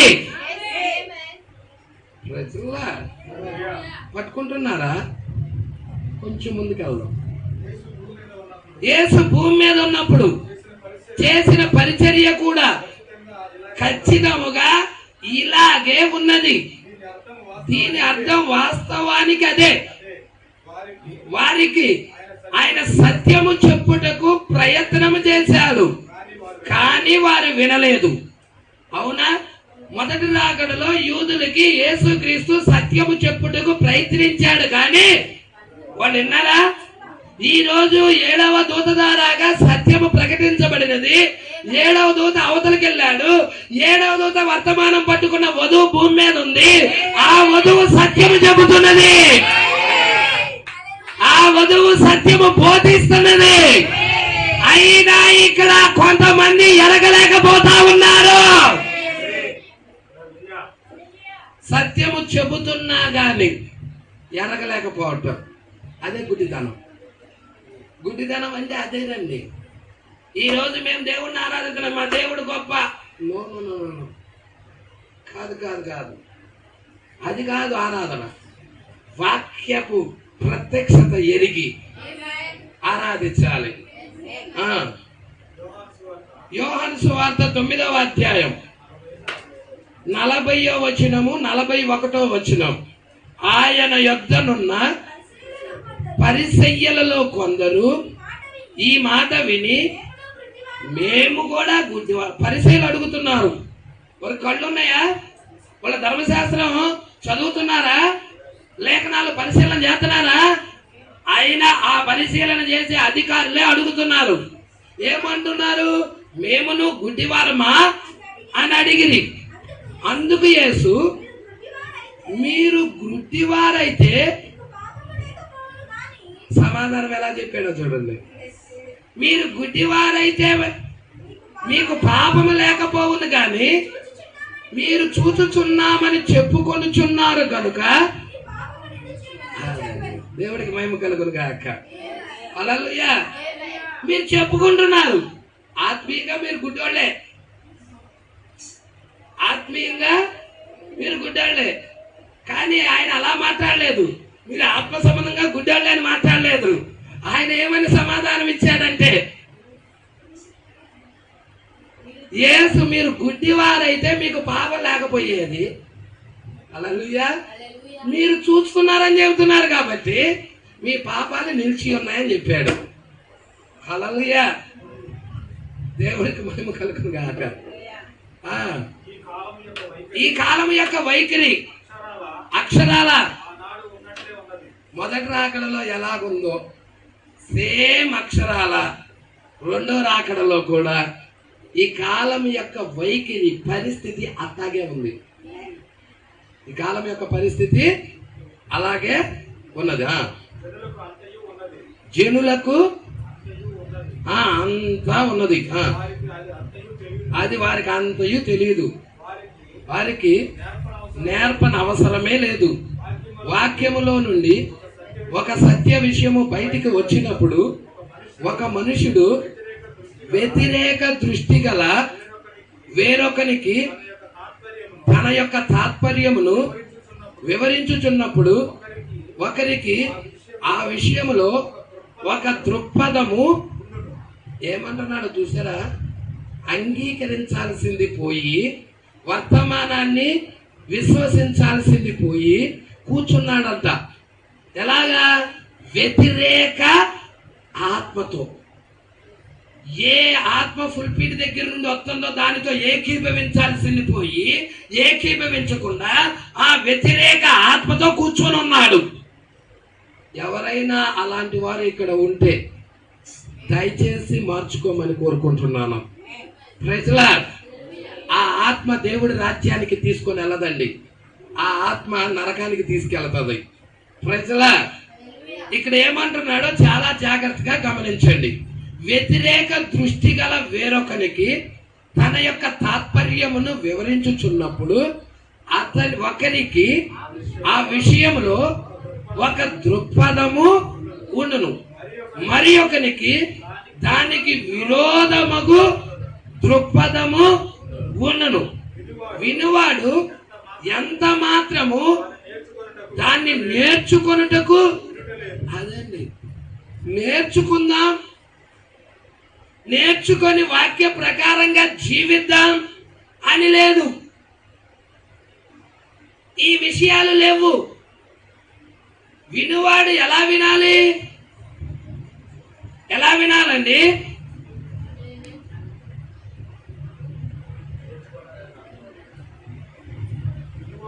వినువాడు ఎంత మాత్రము దానిని నేర్చుకొనుటకు, ఇది నేర్చుకోవడానికి వినాలి కానీ ఈ కాలంలో ప్రజలు నేర్చుకోవడానికి ఇంతలా నేర్చుకొని దాని ప్రకారం జీవిద్దాం, దాని ప్రకారం నా కుటుంబాన్ని కట్టుకుందాం, దాని ప్రకారం నేను ఎత్తబడాలి అనే విధానముతో వింటల్లా. ప్రజల విరోధమైన ఆత్మతో కూర్చొని వింటున్నారు. హల్లెలూయా. ఎలా వింటున్నారంట? వినువాడు ఎంత మాత్రం దానిని నేర్చుకొనుటకు వినటం లేదు, కానీ చెప్పిన దానిని ఎలాగూ తిరస్కరించుదుమా అదండి. పట్టుకున్నారా? పరిసయ్యుల్లో ఉన్న ఆత్మదే, శాస్త్రంలో ఉన్న ఆత్మదే, సద్దుకాయల్లో ఉన్న ఆత్మదే. యేసు చెప్పిన దానిని నేర్చుకుందామనే విధానంతో వింటల్లా, సరి చేసుకొని వాక్య ప్రకారంగా నడుద్దామనే విధానంతో వింటల్లా. ఎలా వింటున్నాడంట వినేవాడు? దానికి వ్యతిరేకముగా ఏమంటున్నాడు? వినువాడు ఎంత మాత్రం దాన్ని విని నేర్చుకున్నట్టుకు వినటం లేదు, కానీ చెప్పిన దానిని ఎలాగూ తిరస్కరించుదుమా అని వింటున్నాడంట. ఎక్కడ దొరుకుతాడు? ఏ పాయింట్ లో దొరుకుతాడు? ఎక్కడ తప్పుదం చెప్తాడు? ఎక్కడ ఇతడు పట్టుకోవాలి అనే విధానంలో కూర్చొని వింటున్నాడు. ఊరే దరిద్రుడా! వాడు దరిద్రుడు కాదా? లవదేకేవాడు కాదా? వాడు గుడ్డోడు కాదా? వాడు దిగంబరుడు కాదా?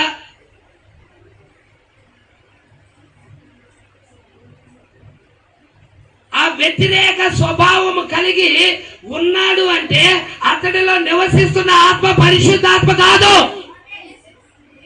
Praise Lord. సంగమా, పట్టుకుంటున్నావా విషయాలు? నేను కాదు ఇది మాట్లాడుతున్నది, ఆత్మే సంఘముతో ప్రవక్త ద్వారా మాట్లాడుతూ ఉన్నది. ఆయన బిడ్డలు సరి చేసుకోవడానికి, ఆయన బిడ్డల వాక్య క్రమంలోకి రావడానికి, ఒకే విశ్వాసంలోకి రావడానికి, ఒకే ప్రత్యక్షతలోకి రావడానికి, పరిపూర్ణంగా అందరూ యేసు మీద ఆధారపడడానికి.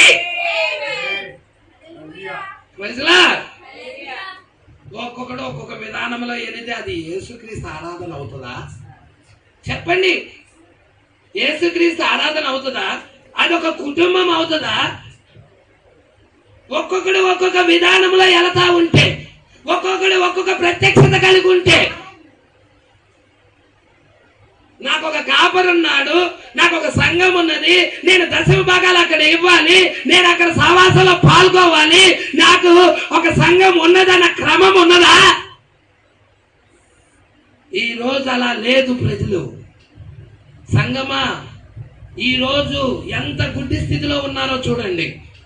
ప్రజలా ఎలాంటి స్థితిలో ఉన్నారో చూడండి క్రైస్తవ్యం. అందుకే ఏమంటున్నాడో చూడండి. ఇప్పుడు నేను ఒక తేటయగు ప్రశ్న అడుగుచున్నాను వాక్యముతో. ఈ మాట నాకు చెప్పండి. వాక్యముతో, వాక్యము 5 రకాల పరిచర్యలు పెట్టింది ఆయనేనా? 5 రకాల పరిచర్యలు పెట్టింది ఆయనేనా? హల్లెలూయా. ఆ పరిచర్యలో కాపరి పరిచర్య కూడా ఉందా? వాక్యంతో వాక్యం ఎక్కడైనా పోరాడుతుందా? ఆ కాపరి చెప్పిన ప్రకారంగా వినాలా సంఘం? దేవుడికి మహిమ కలుగును గాక. వాక్యముతో వాక్యము పోరాడునా? బైబిల్తో బైబిల్ విభేదించునా? ఒకదానితో ఒకటి వ్యతిరేకించుట లేదా ఒకదానికి విరుద్ధమగు మరొక బోధ బైబిల్లో ఉండునా? లేదు, అది అలాగ ఉండజాలదు. అయినా గాని ఎంతమంది దైవజనులు సత్యమునకు తమ కన్నులు తెరిచి ఉన్నారు. ఎంతమంది ఈ సత్యానికి కన్నులు తెరవబడి ఈ సత్యపక్షాన నిలబడుతున్నారు. ప్రవక్త మాట్లాడుతున్నాడు. నీ కన్నులు తెరవబడ్డాయా? నీ కాపరిని నువ్వు గుర్తించావా? నీ సేవకుడిని నువ్వు ఎరిగావా? దేవునికి మహిమ కలుగును గాక. ఆత్మ సంఘముతో ఎలా మాట్లాడతాడు? తన సేవకుడిలో ఉండే కదా, ఒక మానవుడిలో ఉండే కదా. ప్రజలా, నీ కొరకు దేవుడు నియమించబడిన కాపరికి నువ్వు లోబడుతున్నావా? ఆ కాపరి చెప్పిన వర్తమానానికి నువ్వు సరెండర్ అవుతున్నావా? నీ అప్పనలాడికి తెస్తున్నావా? అడుగుతున్నాడు. సమాధానం ఏమిస్తావు? రేపొద్దున దేవుడి దగ్గర దోషిగా నిలబడతావా?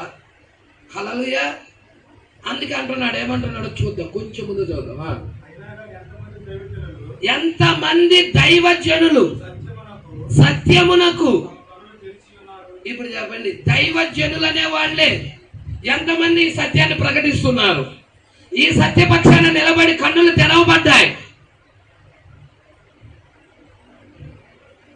లోకములో కోకలలు ఉన్నారు, అబద్ధ బోధకులు. లోకమంతా అబద్ధ బోధనతోనే నిండిపోయి ఉన్నది. వాళ్ళకే నమ్మకస్తులుగా ఉన్నారు. కానీ సత్యము పక్షాన్ని నిలబడే వారికి ఎవరు అతని పక్షాన్ని నిలబడుతున్నారు? వాక్య పక్షాన్ని నిలబడిన వారి పక్షాన్ని ఎవరు ఉంటున్నారు? నోవాహు పక్షాన్ని నిలబడిన వాళ్ళు ఎంతమంది? ఎలీషా పక్షాన్ని నిలబడిన వాళ్ళు ఎంతమంది? ఏలియా పక్షాన్ని నిలబడిన వాళ్ళు ఎంతమంది? యేసు పక్షాన్ని నిలబడిన వాళ్ళు ఎంతమంది? ఈ కాల ప్రవక్త విలియం మ్యారియం బ్రన్నాం గారు తీసుకొచ్చిన వర్తమాన పక్షాన నిలబడే వాళ్ళు ఎంతమంది?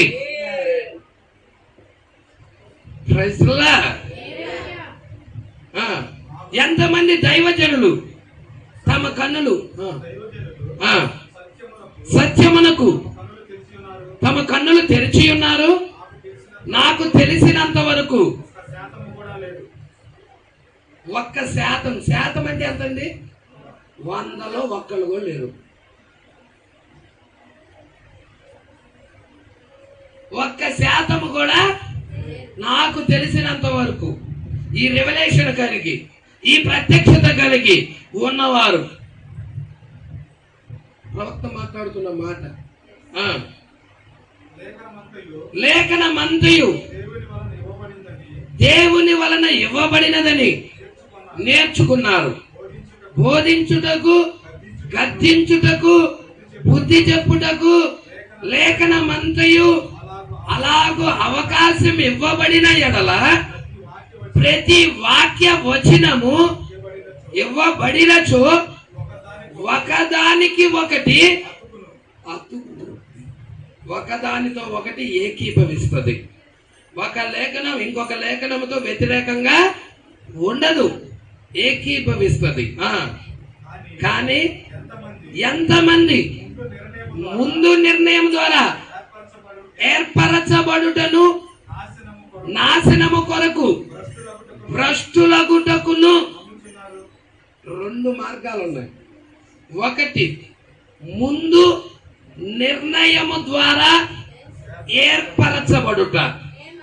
దేవునికి ముందు నిర్ణయం ఉన్నది. ఆ ముందు నిర్ణయం ద్వారా కొంతమందిని ఎన్నుకున్నాడు, ఏర్పాటు చేసుకున్నారు. వాళ్ళు సత్యము పక్షాన నిలబడతారు, సర్వసత్యాన్ని అంగీకరిస్తారు. ఇంకొంతమంది ఉన్నారు నాశనము కొరకు భ్రష్టులగుటకు. కొంతమంది ఏమో రక్షించబడటానికి, కొంతమంది ఏమో భ్రష్టులగటానికి. ఫరోని భ్రష్టులగటం కొరకు దేవుడే పెట్టాడు. మోషేని మహిమపరచటం కొరకు దేవుడే ఎన్నుకున్నాడు. ఎంతమందికి అర్థమవుతుంది? దేవుడే ఈ రెండు పాత్రలను భూమి మీద పెట్టింది. హల్లెలూయా. ఏమంటున్నాడో చూడండి. నమ్మని వారు వర్తమానం వింటారా? దాన్ని వింటారా? లేదు, వారు వినరు. అయినా గాని ఆ రెండును వినరు. అయినా ఈ రెండు ఎక్కడున్నాయి? వాక్యంలోనే ఉన్నాయి. విననివారు, వినేవారు, విశ్వసించి నమ్మేవారు, విరుద్ధంగా ఉన్నవాళ్ళు, ఈ రెండు ఉన్నాయి. హల్లెలూయా. కారు ద్రాక్ష వల్ల ఉన్నది ఒకే కుటుంబంలో, అబ్రహాం కుటుంబంలోనే ఇష్మాయేల్ ఉన్నాడు, ఇస్సాకు ఉన్నాడు. ఉన్నాడా? ఒకే కుటుంబంలో ఇద్దరు ఉన్నారు. ప్రజలా ఒకే తల్లికి ఒకే తండ్రికి పుట్టిన వారు ఇద్దరు ఉన్నారు. ఏశావు ఉన్నారు, యాకోబు ఉన్నారు. ప్రజలా ఈ వర్తమానంలోనే ఇద్దరు ఉన్నారు. ఈ ఇద్దరిలో నువ్వు ఎవరివి? ఇస్సాకువా, యాకోబువా, లేక ఏశావువా, ఇష్మాయేలువా? ఎరగాలి. హల్లెలూయా. వర్తమాన పక్షాన నిలబడేవాడువా? వర్తమానం అంగీకరించి, వర్తమానాన్ని విశ్వసించి, వర్తమానం ప్రకారం నీ జీవితాన్ని చక్కదిద్దుకునేవాడువా, లేక వర్తమానాన్ని రిజెక్ట్ చేసేవాడువా? దేవుడికి మహిమ కలుగునుగా. చూద్దాం. అయినా గాని ఆ రెండును వాక్యములోనే ఉన్నాయి, దాన్ని ఏది మార్చలేదు. కానీ దానిని గూర్చి నేర్చుకొనుటకు ఆ సత్య సిద్ధాంతమును వ్యతిరేకించుచున్నట్లు కనబడుచున్న సత్యములతో దానిని సమాధాన పరుచుటకును కావలసిన కాల వ్యవధిని తీసుకొనరు. తీసుకుంటారా? తీసుకోరు. పరిశీలన చేస్తారా? చేయరు. వారు తమ చెవులు ఆ సత్యానికి వినకుండా చెవులు మూసుకుందరు, పండ్లు కొనుకుదురు, బయటకు పోయేదురు. ఈ కాలం యొక్క అంతమందు ఒక ప్రవక్త వచ్చును, కానీ అతడు చెప్పుచున్నది దానిని చేయుచున్న దాని ఎడల వారు గుడ్డివారిగా ఉందురు, తమదే నిశ్చయముగా సరి అనుకుంటారు, మరియు వారి యొక్క గుడ్డితనములోనే వారు అతని అంతటిని కోల్పోబోతురు. వాళ్ళ యొక్క గుడ్డితనమే వారిని సత్యాన్ని చూడనీయకుండా చేసింది. సిరియన్లు చూసారా కండి? గుడ్డి వారు అవ్వబట్టే ఎలీషాని కనుగోలేకపోయారు. ఆ రోజు శాస్త్రులు పరిసయ్యులు గుడ్డివారు కాబట్టే యేసును కనుగోలేకపోయారు. ఈ కాలము కూడా అలాంటిదేనని, ఈ కాల ప్రవక్తను గాని, ఈ కాల ప్రవక్త యొక్క వర్తమానాన్ని గాని చూచే విషయంలో చాలా మంది గుడ్డివారుగా ఉంటారు. వారు దానిని కనుగొనలేరు. వారు అంతటిని, ఆ కాల ప్రవక్త యొక్క వర్తమానం అంతటిని కోల్పోతారు. వాళ్ళు ఆ శక్తిని కూడా కోల్పోతారు.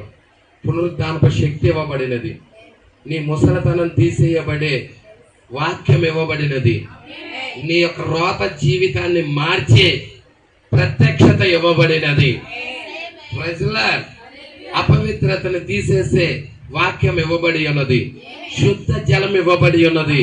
మరి ఎంతమంది ఈ కాలపు శుద్ధ జలాన్ని స్వీకరించడానికి ఇష్టపడుతున్నారు? ఎంతమంది ఈ కాలపు వాక్యాన్ని అంగీకరించడానికి ఇష్టపడుతున్నారు?